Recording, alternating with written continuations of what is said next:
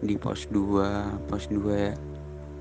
Pos 2 itu kita kan bermalam pertama ya. Ya sebenarnya kita udah dijailin gitu loh.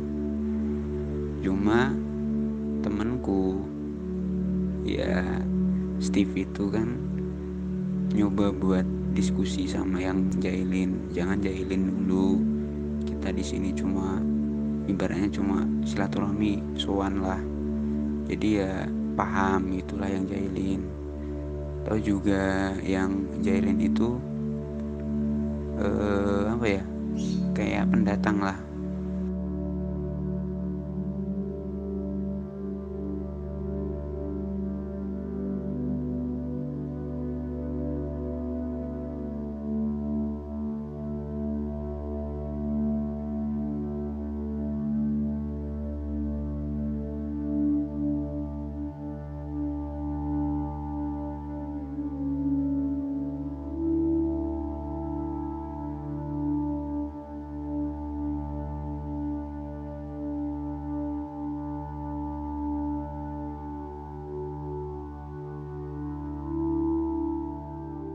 Assalamualaikum warahmatullahi wabarakatuh, Sobat Kembar Sunyi dimanapun berada.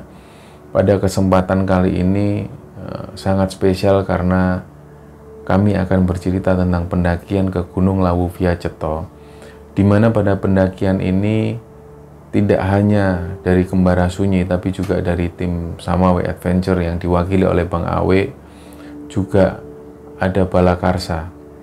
Jadi pada kesempatan kali ini ada beberapa segmen yang diceritakan langsung oleh Bang Awe dan beberapa bagian saya yang bercerita, dan ada juga beberapa voice note dari Balakarsa. Gimana ceritanya? Ikutin terus Kembar Sunyi dan Samawe Adventure.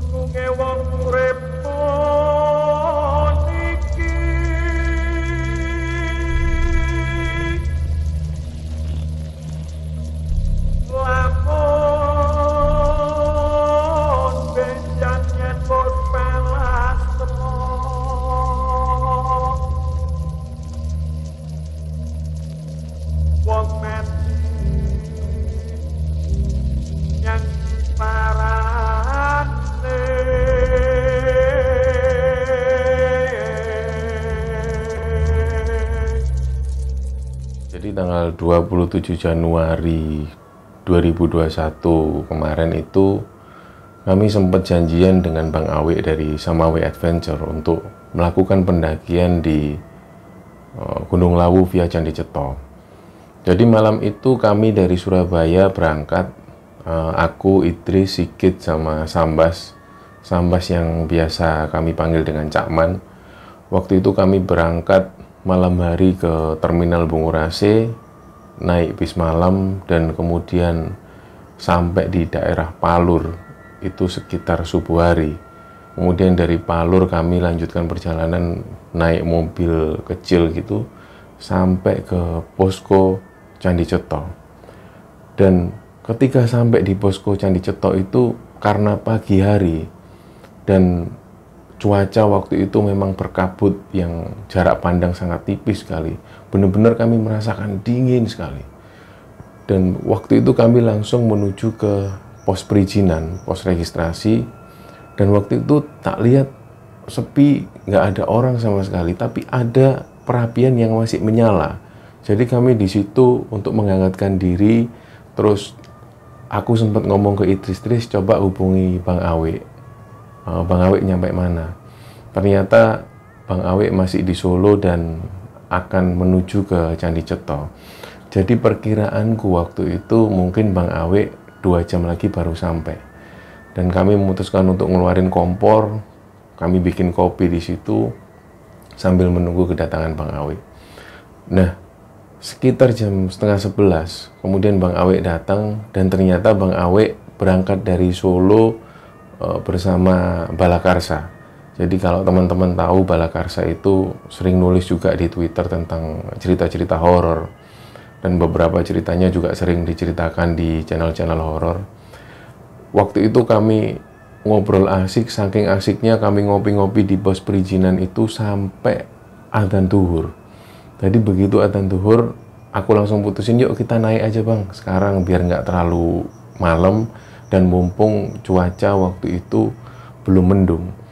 Jadi selesai registrasi kami kemudian naik melakukan pendakian. Nah, pada saat perjalanan menuju ke pos 1 itu kami melewati Candi Ketek. Di Candi Ketek itu kami ngobrol, kami diskusi tentang sejarah masa lalu dan lain-lain. Saking asiknya perjalanan itu, kemudian kami sampai di sumber air. Di situ kami berhenti ngobrol santai. Dan pada waktu di sumber air itulah cuaca ini mulai mendung. Cuaca mulai mendung. Sebenarnya kami sadar bahwa pada tanggal-tanggal itu memang sedang musim hujan atau sedang puncak-puncaknya hujan. Jadi kami sadar ketika mendung, kami melanjutkan perjalanan dan berjalan menuju ke pos 1. Ketika sampai di pos 1 itu, kami memang niat untuk mau makan. Jadi ada bekal dari Surabaya, kami tinggal memanaskan, terus tinggal masak nasi. Dan pada saat makan itulah hujan ini tiba-tiba deras, hujan deras gitu. Nggak lama kemudian ada pendaki dari atas yang baru turun. Kami ngobrol-ngobrol sebentar. Nggak lama setelah itu hujan reda, kami melanjutkan perjalanan. Dan sepanjang perjalanan itu, kami ini nggak lepas dari ngobrol dan diskusi tentang sejarah, tentang apapun lah. Jadi perjalanan ini kami nggak diem, kami saling bercanda, ngobrol. Dan pada saat di sebuah tikungan itu, Balakarsa ini memutuskan untuk jalan lebih dulu menuju ke pos 2. Memastikan apakah kondisi di pos 2 ini sepi atau enggak. Rencananya Balakarsa mempersiapkan dulu di pos 2 agar ketika kami sampai jadi bisa langsung istirahat. Jadi kebetulan Bang Awe membawa 2 HT dan 1 HT dibawa oleh Balakarsa, 1 HT lagi dibawa oleh Bang Awe. Balakarsa kemudian berangkat lebih dulu. Kami jalan pelan dan pada saat perjalanan menuju ke pos 2 itu hujan ini mulai turun. Nah, kami kemudian memakai jas hujan masing-masing dan tetap melanjutkan perjalanan. Jadi hujan ini semakin deras dan jalanan ini mulai licin. Beberapa kali ini teman-teman kami ini juga kepleset dan sesekali juga jatuh. Tapi kami tetap jalan dan sampailah di pos 2. Dan begitu sampai di pos 2, entah kenapa aku tiba-tiba tanya ke Bang Awi, loh Bang, bukannya di sini ini ada pohon yang besar itu? Iya Mas, itu kan pohonnya tumbang. Jadi bener aku ngelihat ada pohon besar yang biasanya ada di pos 2 itu yang dengan ada sarung di situ, itu tumbang. Terus aku tanya lagi ke Bang Awe, loh, kalau pas waktu Bang Awe ke sini beberapa bulan lalu itu apa sudah tumbang gini? Iya Mas, sudah tumbang. Oh ya wes kalau gitu. Masuklah kami di shelter pos 2 itu. Jadi bentuk shelter pos 2 itu seperti letter U gitu, terbuat dari seng. Jadi di situ depan ini nggak ada pintu sama sekali, alias kita bisa melihat ke arah luar. Dan di atas itu memang ada celah, jadi nggak sampai tertutup rapat. Jadi kami yang dari luar ini bisa melihat ke dalam dan dari dalam bisa melihat keluar. Jadi ada celah sebesar inilah, sebesar ini. Bismillahirrahmanirrahim. Assalamualaikum warahmatullahi wabarakatuh. Saya di sini mau nyampein beberapa pengalaman ya, penggalan. Jadi kegiatan pendakian gunung ke Lau bareng teman-teman Kembara Sunyi di tanggal 27 Januari 2021. Jadi saya sendiri itu berjalan dari Bekasi naik kendaraan sepeda motor sendiri. Cuman berangkat dari tanggal 23, start ke Jogja dulu, Jogja, stay di Jogja, ke Magelang, terus lanjut ke Solo. Di Solo itu ketemu pertama adalah dengan Balakarsa. Jadi saya mampir ke rumahnya Balakarsa dan akhirnya kami berdua berangkat bareng langsung menuju ke base camp Candi Ceto untuk melakukan pendakian ke Gunung Lawu di Jawa Tengah. Saya sama Balakarsa cerita pagi belanja dulu untuk logistik segala macem, langsung packing di rumahnya Bala, terus langsung jalan menuju ke base camp. Kurang lebih perjalanan ditempuh sekitar 1,5 jam. Kami menggunakan sepeda motor. Pas sampai sana tuh teman-teman dari Kembara Sunyi itu sudah sampai lebih dulu. Mereka nungguin kita berdua. Nah, akhirnya kita bergegas setelah taruh motor, packing ulang, langsung jalan. Jalan ketemu di pos registrasi, teman-teman dari Kembara Sunyi udah nunggu. Di situ ada 4 orang. Ada Mas Itang, ada Mas Idris, ada Mas Ambas, sama Mas Sigit. Ada Mas Sigit, 4 orang. Akhirnya ya ngobrol dulu sementara kita. Itu dari jam 10 atau jam 10-an kayak jam 10 sampai habis zuhur. Lama juga lumayan kita ngobrol. Terus baru sekitar jam 1:30 siang kita mutusin jalan tuh. Akhirnya kita berenam kan, temen 4 orang plus kita 2 orang, saya sama Bala sendiri. Jalan normal segala macem dari pos registrasi sampai pos 1 itu kurang lebih sekitar 1,5 jam lah, 1,5 jam perjalanan sampai kita mutusin masak segala macem. Terus hujan, kebetulan sambil nunggu hujan akhirnya kita masak makan di situ. Nah, hujan mulai agak reda, kita lanjut lagi jalan dari pos 1. Pos 1 lanjut lagi jalan, tapi juga sedikit hujan sih, sedikit rintik segala macam. Akhirnya kita sampai di pos 2. Nah, di pos 2 itu lumayan agak sore kayaknya, sekitar saya agak lupa, sekitar jam 3:30 sore lah ya. Sampai situ 3:30 sore atau jam 4 sore. Ada satu rombongan 1, 2, 3 sekitar 3 atau 4 orang rombongan, ngobrol sebentar terus mereka turun, kita break di situ. Akhirnya hujan deras segala macam. Kita mutusin kalau nggak salah itu ya ngopi dulu lah. Awalnya ngopi, terus sholat asar. Pas mau jalan aku lihat kabutnya parah banget, tebel banget. Jadi jarak pandang tuh paling sekitar 10 sampai 15 meter. Jadi kita rundingan, akhirnya kita mutusin sudahlah, daripada bahaya karena hujan deras, kabut tebel segala macem, dan udah mau masuk malam, kita mutusin untuk stay di pos 2. Pos 2 itu saya lupa nama posnya apa ya. Cuman yang pasti di situ itu dulunya ada pohon besar, 2 pohon besar. Cuman yang kelihatan yang lebih besar itu 1. Dulunya tuh diikat sama kain ya. Cuman saat ini saat kita ke sana sudah rubuh. Jadi beberapa bulan yang lalu juga saya ke Lau lewat Ceto juga kondisi pohonnya memang sudah rubuh gitu. Sudah agak lama rubuhnya gitu. Mungkin 1 atau 2 tahun yang lalu rubuh.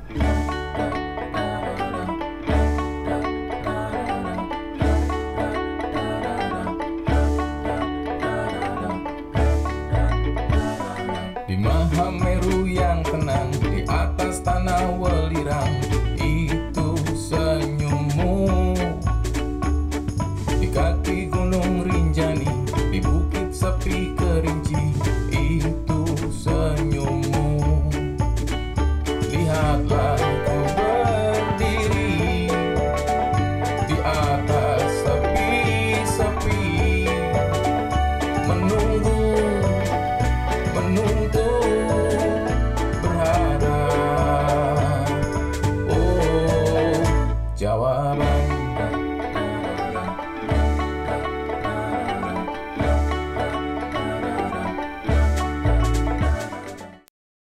Nah, tanpa sadar kita tuh ya asik aja ngobrol di situ tanpa berpikir bahwa mitos atau cerita tentang pos 2 di Gunung Lau via Ceto itu lumayan mistis gitu kan. Lumayan banyak cerita-cerita angker, bahkan ada yang nemuin pocong kebakar di situ, bahkan ada yang nemuin nenek-nenek di situ segala macam. Pocong kebakar tuh maksudnya pocong tapi dalam warna hitam.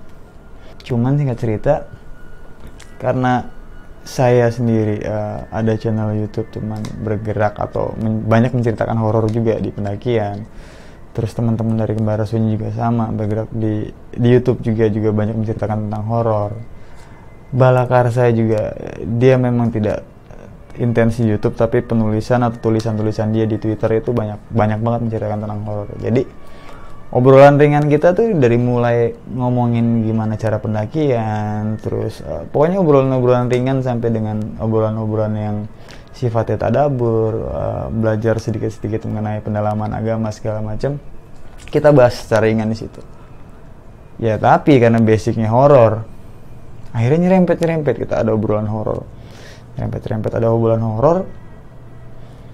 Pada saat posisi duduknya gini, ini Balakarsa, ini saya, sebelah saya itu Mas Idris, sebelahnya Mas Idris itu Mas Sigit, Mas Itang, Mas Ambas gitu. Jadi muter gini kan.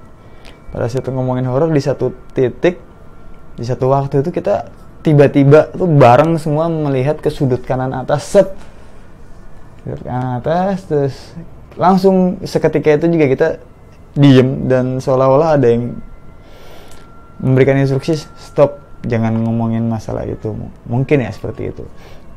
Tanpa kita ngobrol, tanpa kita saling tegur tuh, set, langsung oke lah, kayaknya kita udah nggak usah ngomongin hal-hal yang berbau horor lagi. Pada saat yang bersamaan, Balakarsa tuh seolah-olah komunikasi dengan apa yang kita semua lihat, bahwa wih, oh no. Jadi seolah-olah Bala tuh mengusir sesuatu yang kita lihat. Cuman kita nggak tahu, saya ngelihat apa, ya saya yang tahu, teman-teman lihat apa, teman-teman yang tahu. Semuanya tidak ada yang bertanya dan tidak ada yang membicarakan. Hanya oke, sama-sama tahu aja gitu kan. Cuman di sisi kiri saya, Bala itu langsung langsung suruh musir lah pokoknya, dengan bahasa Jawanya dia suruh pergi. Oke, singkat cerita akhirnya kita putusin untuk udahlah, kita istirahat aja. Kita rapihin lokasi, tempat, posisi tidurnya itu. Jadi sebelum ngerapiin tempat, aku mutusin nutup bedeng. Jadi kan kita tidurnya di dalam bedeng, di dalam pos ya, pos 2 itu. Posnya letter U, di depannya itu kan blong, karena memang tidak ada pintu. Akhirnya saya putusin pakai tutup pakai flashlight. Terus saya pikir kalau misalkan kita tidur semua ke atas, bagian atas itu kan bolong. Saya cuma takut apa yang tadi saya lihat akan tampil di pojok kanan dan teman-teman yang lain nanti akan melihat. Oke. Jadi saya mau nyampein apa yang saya lihat pada saat ngobrol itu. Saya ngelihat sepasang tangan yang mungkin dari ujung kok jadi merinding, sorry. Dari ujung tangan ini sampai ke kuku, dan kuku panjang tapi tidak sangat panjang ya, mungkin hanya 2 atau 3 cm panjang kuku dia itu. Jadi seperti ini, misalkan ini batang kayu yang ini dinding, ini batang kayu, ini ada celah.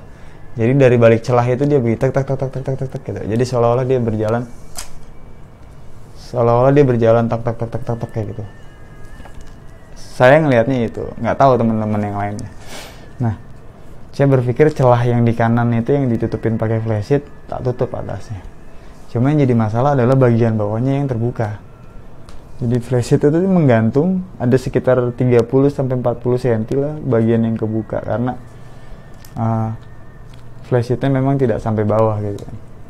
Ya sudah, kebetulan susunan tidurnya Mas Ambas di pojok sana, di paling dalam Mas Ambas, terus Mas Itang, terus Mas Idris, Mas Sigit, terus saya paling pinggir.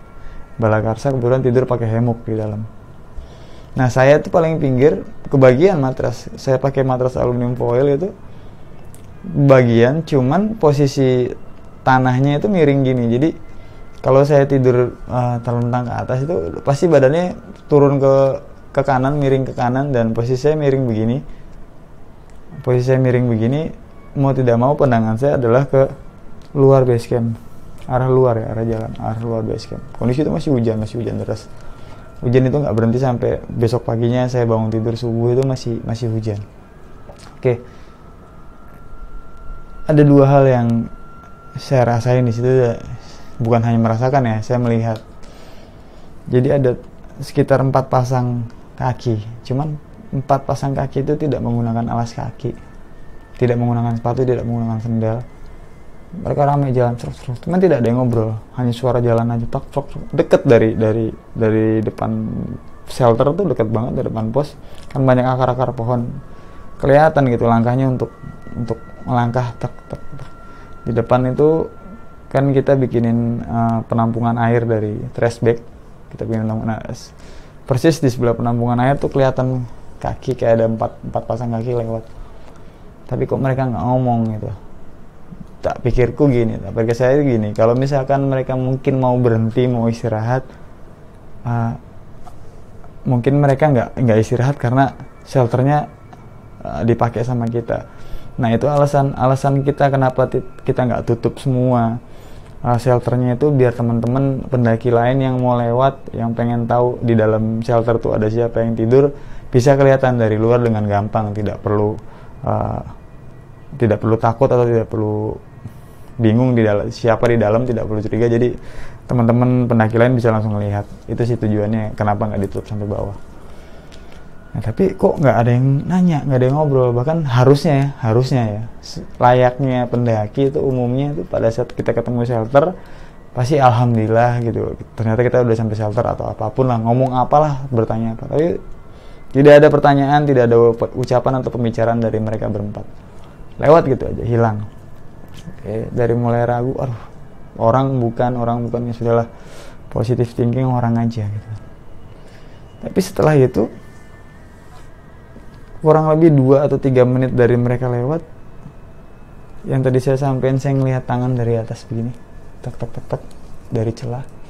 Ternyata saya ngelihat lagi kok, saya ngelihat lagi posisinya dia flash sheet. Jadi flash sheet yang garis bawahnya flash sheet itu dia begitu lagi, tak tak tak tak tak tak tak tak, cuma dari ujung kanan atas kepala saya sampai ke arah kaki saya gitu. Sekali hanya itu aja ngelihat. Ayo sudahlah, karena lelah juga kan, karena saya perjalanan dari Magelang sampai Solo nggak tidur gitu kan, segala macam. Terus malam itu ngantuk banget dan tak putusin tidur, tak tutup muka pakai buff, dan tidur. Begitu kami nyampe di pos 2 itu mulailah kami bikin kopi lagi karena suasana masih hujan. Dan nggak lama kemudian hujan pun mulai reda, kami mulai berkemas-kemas, rencananya mau melanjutkan perjalanan ke pos 3. Dan entah kenapa ketika kami semua siap, kami berenam itu siap untuk melanjutkan perjalanan, saat melangkahkan kaki keluar shelter 2 ini tiba-tiba hujan turun yang sangat deras. Dan derasnya ini sampai membuat kami ini berhenti dan nggak mau melanjutkan perjalanan. Karena kami sempat berpikir, jalanan ini pasti akan sangat licin dan sangat berbahaya. Dari situ kami mulai berniat untuk bermalam di pos 2 tanpa ada pikiran yang macam-macam atau pikiran yang aneh-aneh. Mulailah kami mengecek di pinggir-pinggir itu, mungkin ada yang lubang atau mungkin ada jalan air. Jadi waktu itu memang kebetulan ada jalan air yang tidak rata. Jadi aku coba untuk menggali lagi parit agar supaya jalanan air dari luar ini nggak sampai mengenai kami yang tidur gitu loh. Jadi menjelang malam setelah maghrib itu hujan masih deras. Kami ngobrol-ngobrol di dalam shelter itu, bercanda dan ngobrol-ngobrol, tapi di luar ini belum ditutup. Jadi kami masih bisa melihat ke arah luar. Jadi kami ngobrol-ngobrol asik, mulai dari sejarah dan diskusi tentang apapun. Nah mungkin karena dari Kembara Sunyi ini juga channelnya bertema horor dan misteri. Samawe juga sering juga cerita horor, apalagi Balakarsa sering nulis tentang horor. Jadi secara otomatis obrolan kami waktu itu mengarah ke arah horor. Waktu itu aku cerita tentang cewek yang kesurupan di daerah Arjuno. Dan pada waktu itu memang aku yang mengeluarkan jin yang nempel di perempuan ini. Jadi posisi perempuan itu tangannya menggenggam. Jadi aku cerita ke teman-teman waktu itu. Jadi cewek itu genggam tangannya, dia sambil teriak-teriak dan matanya melotot. Nah pada waktu itu, pada saat aku cerita seperti itu, tiba-tiba balak yang ada di depanku, Balakarsa yang ada di depanku ini tiba-tiba matanya tertuju ke satu titik yang ada di belakang. Nggak tahu kenapa, waktu itu aku menghentikan ceritaku dan aku ikut-ikutan melihat ke arah belakang. Jadi sekilas aku ngelihat itu ada seperti mata yang besar ngintip ke arah kita, kemudian hilang. Jadi di sela-sela itu. Terus Sambas itu bilang waktu itu, Sambas bilang, mungkin karena kita lagi ngerasa nih, jadi mereka ikut ngumpul. Nah, pada saat Sambas bilang seperti itu, oke, ya wis lah, kita ngobrol yang lain aja, udah nggak usah bahas mereka. Nah, pada saat bahas yang lain, waktu itu ya kami ngobrol bercanda-canda, tiba-tiba Balakarsa ini seperti bilang sesuatu, lagi-lagi ke arah belakangku itu, dia bilang, wis, langaleh.